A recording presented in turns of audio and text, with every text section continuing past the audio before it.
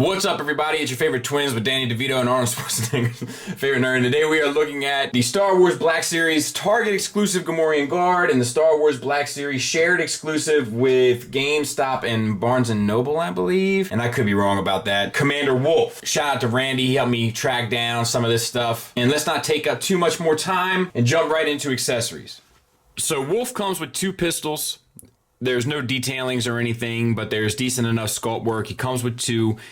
He only comes with 1 trigger finger hand, so I would put the other one in the holster because he does come with 2 holsters for each, and I would just ride that way. He also comes with the helmet, which is, I guess, kind of an accessory. It looks really good. The paint job is really sharp. Like the Wolffe on the helmet looks great, and the gold and red, all the detailings, and then there's some like bronze weathering that's done on there and some glossy black as well. It looks really good. The targeting scope does move down and up, so you don't have to worry about that. It does fit on his face well. However, I will say, like, it looks a little, this is hard to, either you guys are gonna be with me on this one or you're not.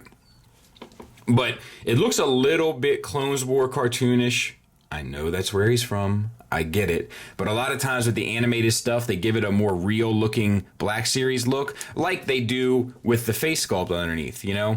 But this looks very much like the cartoon, maybe a bit too much like the cartoon, but that's certainly, a subjective thing. The good news is, either way, it is done well. As for Wolffe himself, the face sculpt is beautiful. The paint is great on it. You got the scar that's painted. You have the eye that's white, and then the other one that's not, obviously. And then you have the eyebrows that are painted on. There's shading on the face itself, and then the hair is painted on. It's really a tremendous job. One of their best face sculpts and paint jobs I've ever seen.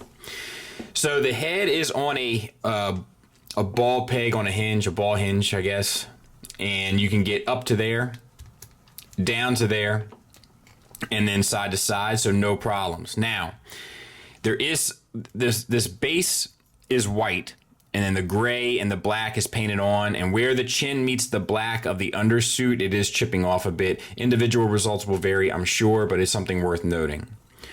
As for the upper torso, it's on a ball peg, a single ball peg. You do get the swivel and a little bit of movement out of it, but it's not the best. And then you have the bronze paint that's it's supposed to be weathering. It's a little heavy-handed on the chest.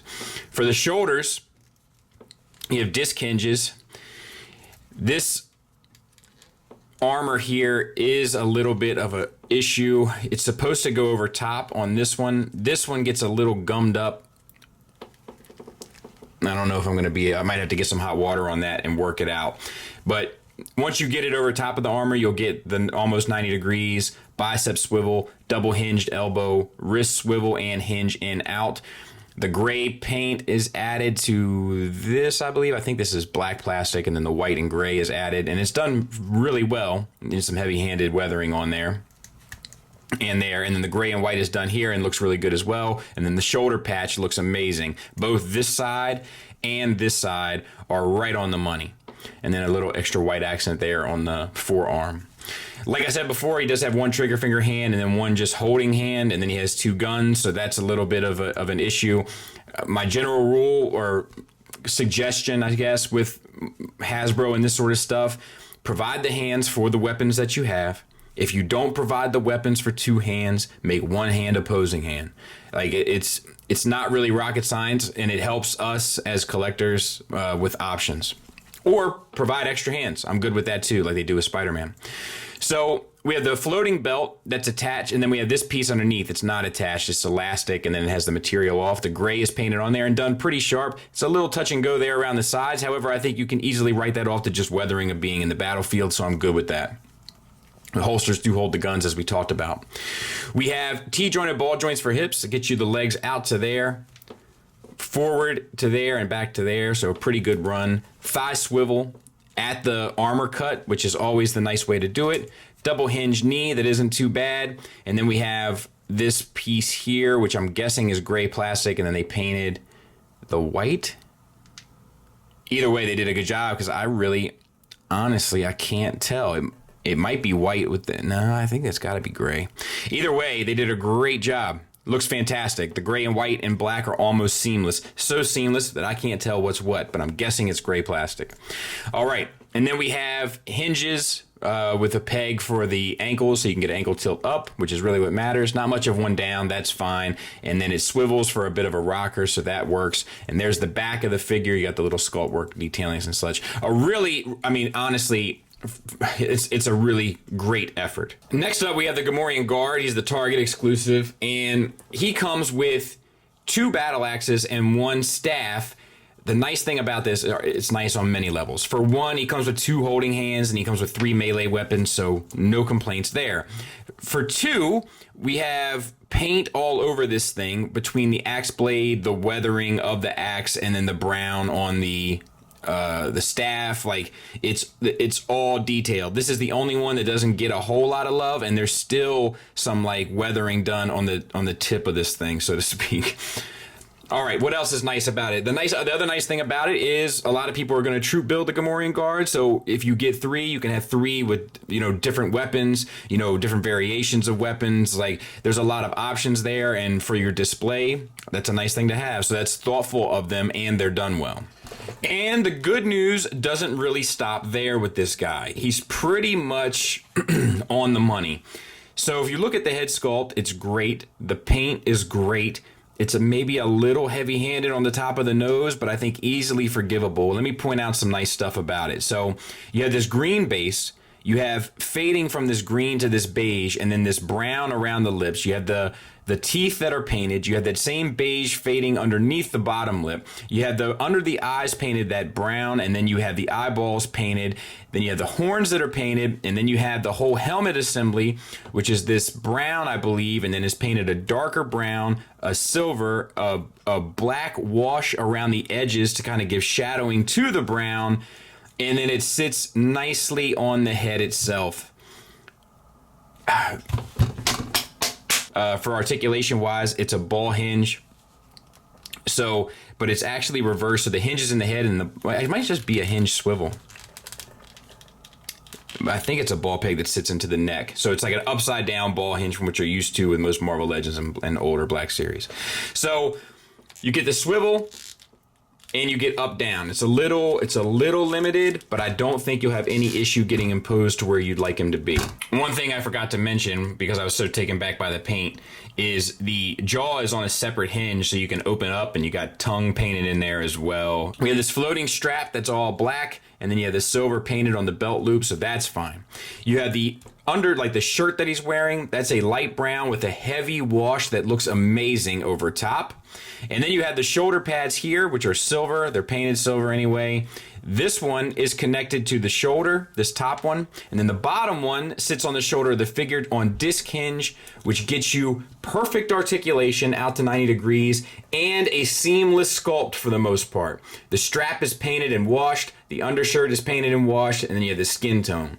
Then you have hinges for the elbow that get you way past 90 degrees, plus a swivel, and then you have the arm guards that are painted silver, a wrist swivel, and hinge in out, which is nice. Same for the other side, hinge in out. Like, fantastic.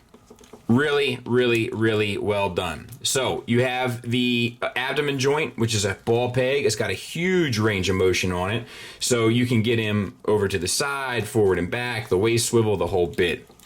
Splendid. Then you have the little tuft of fur, which is really quite nice and looks great. Adds a little variety and texture. So it just has a cool look. Underneath you have his underpants, which are blubbery, but there they are, and they're brown, no problems there. You have T-jointed ball joints for hips. They're a little limited, but I don't think you'll need them much beyond that. Then you have a thigh swivel at a cut joint. You have a double jointed knee, which is a great range, but it really throws the sculpt left. But that's really my only complaint with this figure, and it's such a minor one. And then you have the calves, which have the anklets kind of sculpted on and painted clean, and then you have a disc hinge for the ankle that comes to a peg in the foot, which gets you an ankle tilt slightly up, not really, maybe. I might be trying to give it to him. Maybe like a half a degree, and then all the way back, which is fine, not the best. And you have toenails that are painted, the straps on the sandal's painted, and an ankle rocker. Like, it's pretty much perfect. No complaints. Really, no real complaints. Let me show you some stuff I got going on my shelves these days. So here's my Jabba's Palace now. My light, I need to put new batteries in my light up there, but they look great in there. It's very strong, I think. I'll show you this too. I got this over here, this one. It's pretty sweet. So my goal is to have like the whole Jabba's Palace across all 3 shelves, different scenes, but we'll see. And then this is my Felucia Dio. So I got all my clone troopers and stuff in here. And then I got my command team in the front with Rex and Gree and Cody and Wolffe. I'm not a big fan of troopers without their helmet, but this Black Series Wolffe face sculpt is so good and believable that I had to show it off. Final thoughts wise, let me talk about the negatives for Wolffe. The bronze weathering is a little heavy-handed, and the black paint around the collar has a tendency to chip. The negatives for the Gamorrean, the knee joint is a little ugly, and an ankle tilt up would have been nice. But make no mistake, these two are absolutely fantastic. The good far outweigh the bad. The sculpts are great on both. The articulation is great on both. The accessories are great on both. I also want to say that Wolffe should have had 2 trigger finger hands. The face sculpts are some of the best I've ever seen on a Black Series. I love how both incorporate soft goods, paint, textures, washes, dry brushing, great attention to detail, and tons of character elements that really come through. So it's a strong recommend for me for both. I doubt that you'll be disappointed. Thanks for listening. Thanks for watching. Until next time, take care.